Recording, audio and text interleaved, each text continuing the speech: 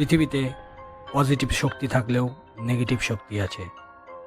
মানুষের জীবনে সফলতা একটি আকাঙ্ক্ষিত লক্ষ্য, তবে কিছু মানুষ তাদের এই লক্ষ্য অর্জনের জন্য অবৈধ বা অপ্রচলিত পদ্ধতির আশ্রয় নেয়, যার মধ্যে একটি হলো শয়তান বা অশুভ শক্তির পুজো।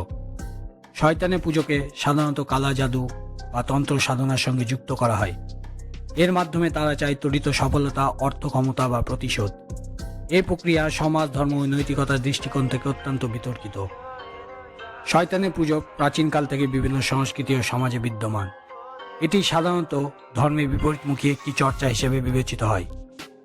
যারা শয়তানের পুজো করেন তারা বিশ্বাস করেন যে শয়তান তাদের বিশেষ ক্ষমতা বা প্রতিকূলতায় সাহায্য করবে। এই ধরনের পুজো কেবল একটি নির্দিষ্ট ধর্ম বা সংস্কৃতিতে সীমাবদ্ধ নয়, বরং বিশ্বের বিভিন্ন অঞ্চলে উপস্থিতি লক্ষ্য করা যায়।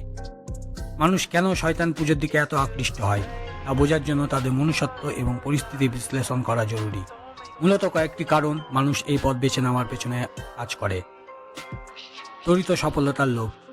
অনেকেই কঠোর পরিশ্রম বা দীর্ঘ প্রক্রিয়া এড়িয়ে দ্রুত সফলতা অর্জন করতে চান। শয়তানের পুজোর মাধ্যমে তারা বিশ্বাস করেন যে এমন কিছু শক্তি অর্জন করা সম্ভব যা তাদের জীবনে প্রতিটি বাধা সরিয়ে দেবে। অর্থ ও ক্ষমতার আকাঙ্ক্ষা।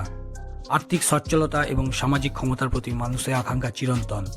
যারা এই আকাঙ্ক্ষা পূরণে সাধারণ পথ সফল হতে পারেন না, তারা বিকল্প পথ হিসেবে বেছে নেয় শয়তানের পুজো।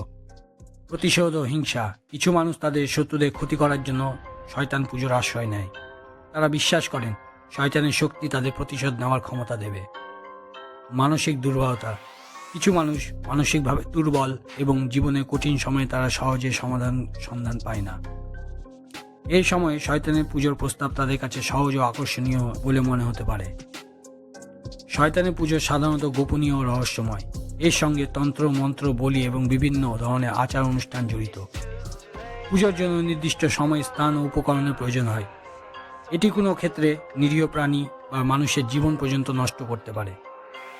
শয়তানের পুজো সমাজ এবং ধর্মের দৃষ্টিতে একটি ঘৃণিত কাজ। এটি মানুষের নৈতিক মূল্যবোধ এবং ধর্মীয় বিশ্বাসের বিরুদ্ধে কাজ করে। অনেক ধর্মেই শয়তানের পুজোকে সরাসরি নিষিদ্ধ এবং গুরুতর পাপ হিসেবে বিবেচনা করা হয়। এই ধরনের কার্যকলাপ সমাজে ভয়, সন্দেহ এবং অস্থিরতা তৈরি করে। যারা শয়তানের পুজো করেন তারা হয়তো সাময়িকভাবে কিছু লাভ করতে পারেন, কিন্তু দীর্ঘমেয়াদে এর ফলাফল সাধারণত ধ্বংসাত্মক হয়। শারীরিক, মানসিক ও আত্মিক ক্ষতি ছাড়াও এটি তাদের পারিবারিক ও সামাজিক জীবনকেও প্রভাবিত করে। তাদের নিজের ভেতরেও এক ধরনের অশান্তি এবং অপরাধ বোধ কাজ করে। শয়তানের পুজো মানুষকে সাময়িকভাবে কিছু লাভ দিতে পারে, কিন্তু এটি কখনোই স্থায়ী সমাধান নয়। এটি একটি বিভ্রান্তিকর পথ যা মানুষকে ধ্বংসের দিকে নিয়ে যায়। জীবনের প্রকৃত সফলতা আসে নৈতিকতা, কঠোর পরিশ্রম এবং ইতিবাচক মানসিকতা থেকে। মানুষ যদি এই বিষয়গুলো উপলব্ধি করতে পারে, তবে শয়তানের পুজো করার মতো অন্ধকারাচ্ছন্ন পথ থেকে নিজেকে রক্ষা করতে সক্ষম হবে। ধন্যবাদ।